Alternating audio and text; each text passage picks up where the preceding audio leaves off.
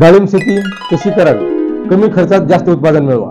नमस्कार शेतकरी मित्रांनो, महाराष्ट्रातील डाळिंब शेती म्हणजे जास्त नफा देणारा पीक, पण त्यासाठी योग्य नियोजन, व्यवस्थापन आणि आधुनिक तंत्रज्ञानाची गरज आहे। आज आपण जाणून घेणार आहोत डाळिंब लागवड, खत व्यवस्थापन, रोग नियंत्रण आणि मार्केटिंग। महाराष्ट्रातील डाळिंब शेतीचे महत्त्व सर्वात आधी पाहून घेऊया। महाराष्ट्रामध्ये डाळिंब शेती ही सगळ्यात जास्त प्रमाणात मध्ये उस्मानाबाद असेल, सोलापूर असेल, नाशिक, अहमदनगर, सांगली आणि पुणे हे डाळिंब उत्पादनामध्ये अग्रेसर असून महाराष्ट्रात मुख्यतः भगवा या डाळिंब जातीची लागवड केली जाते आणि याला देशात तसेच परदेशातही जास्त प्रमाणात मागणी आहे। नंबर 2, योग्य हवामान आणि जमिनीची निवड। डाळिंब पीक हे कोरड्या हवामानात चांगल्या प्रकारे वाढते। शक्यतो 10 डिग्री सेल्सिअस ते 38 डिग्री सेल्सिअस तापमान डाळिंब या पिकासाठी पोषक ठरते। जमीन कसदार, सेंद्रिय पदार्थ युक्त आणि पाण्याचा योग्य निचरा होणारी जमीन असावी आणि तिचा जो पीएच आहे म्हणजे आम्लविम्ल निर्देशांक हे 6.5 ते 7.5 च्या दरम्यान असावा। कारण डाळिंब या पिकाचं जे वातावरण आहे किंवा हवामान हे 10 ते 38 डिग्री सेल्सिअस पर्यंत साधारणतः असणं गरजेचे आहे आणि काळी कसदार पाण्याचा चांगला निचरा होणारी जमीन जर डाळिंब लागवडीसाठी मिळाली तर अतिशय फायद्याचं ठरू शकते। त्याच्यानंतर नंबर 3 चा जो मुद्दा आहे तो म्हणजे डाळिंब लागवडीची योग्य पद्धत। डाळिंब लागवड ही फेब्रुवारी, मार्च आणि जून, जुलैमध्ये करू शकतो। डाळिंबाचं जे लागवडीतील जे अंतर आहे 2 रोपातील आणि 2 ओळीतील हे 10 बाय 12 फूट असणं खूप गरजेचे आहे। कारण जेवढी मोकळी झाडं राहतील, हवा खेळती राहील, तेवढं रोगराईला कमी पडेल। त्यासाठी 10 बाय 12 हे अंतर योग्य ठरू शकते। ह्या अंतरावर रोप लावल्याच्या नंतर त्याच्यामध्ये शक्यतो ठिबक आथरणं खूप गरजेचं आहे। कारण ठिबकामुळे म्हणजे ड्रीप इरिगेशनमुळे पाहिजे तेवढ्याच प्रमाणामध्ये आपण पाणी देऊ शकतो आणि सुरुवातीला सतत पाणी देण्याची गरज असल्यामुळे जे झाडाला आवश्यकतेनुसार पाणी दिल्यामुळे झाडाची वाढ ही सुद्धा झपाट्याने होते आणि लवकरात लवकर फलोत्पादन देण्यास आपणास मदत होते। शिवाय होणारा जो व्यतिरिक्त खर्च आहे खत व्यवस्थापनावरील असेल किंवा वॉटर सोल्युबल खतं जे असतील, विद्राव्य खते, तसंच गवतावरील जे अनावश्यक खर्च आहे मजुरी लावण्याचा तो खर्चामध्ये सुद्धा त्या ड्रीपमुळे किंवा त्या ठिबकमुळे फायदा होऊन जातो। त्यासाठी झाडं किंवा रोपं लावल्याच्या नंतर ड्रीप हे आथरणं गरजेचे आहे। त्याच्यानंतर नंबर 4, खत व्यवस्थापन आणि झाडाची निगा। उत्तम उत्पादनासाठी संतुलित आहार म्हणजेच खत व्यवस्थापन करणं खूप गरजेचे आहे।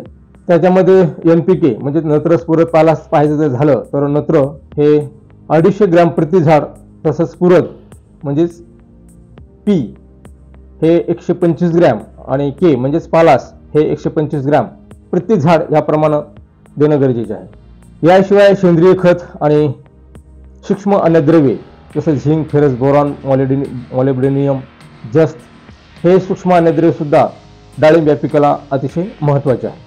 त्यासाठी आपण खत व्यवस्थापन त्याच्याकडे बारकाईने लक्ष देऊन सूक्ष्म अन्नद्रव्य आणि कंपोस्टित खते हे नियमित देणं फायद्याचं ठरेल। नंबर 5 आणि अतिशय महत्त्वाचा जो मुद्दा आहे तो म्हणजे डाळिंब पिकावरील रोग आणि प्रमुख कीड नियंत्रण।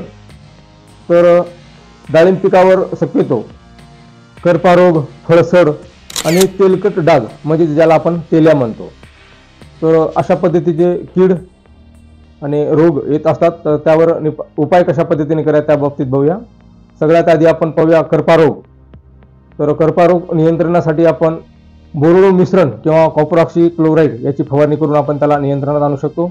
त्याच्यानंतरचा जो रोग आहे तो म्हणजे तेलकट डाग किंवा तेल्या रोग। याच्यामध्ये तेल्यामुळं 2014-15 मध्ये बरेच शेतकरी बांधव हे डाळिंबाचे बागाचे बाग काढून टाकले, कारण हा रोग लवकर नियंत्रणात येत नव्हतो। त्यासाठी शक्यतो याच्यावर जर आपल्याला उपाय करायचे असेल तर वेळीच आणि लागवडी ज्यावेळेला डाळिंब लागवड करतो त्याच वेळेला याचा विचार करणं गरजेचं आहे। योग्य हवेशीर आणि योग्य अंतर जर ठेवलं, त्याच्यामध्ये मोकळी हवा जर प्लॉटमध्ये खेळत राहिली तर तेल्या किंवा तेलकट डाग जे आहेत हे कमी प्रमाणात पडतात। शिवाय गरजेनुसार वेळेवर कीटकनाशकाची फवारणी सुद्धा तेवढीच फायद्याची ठरते।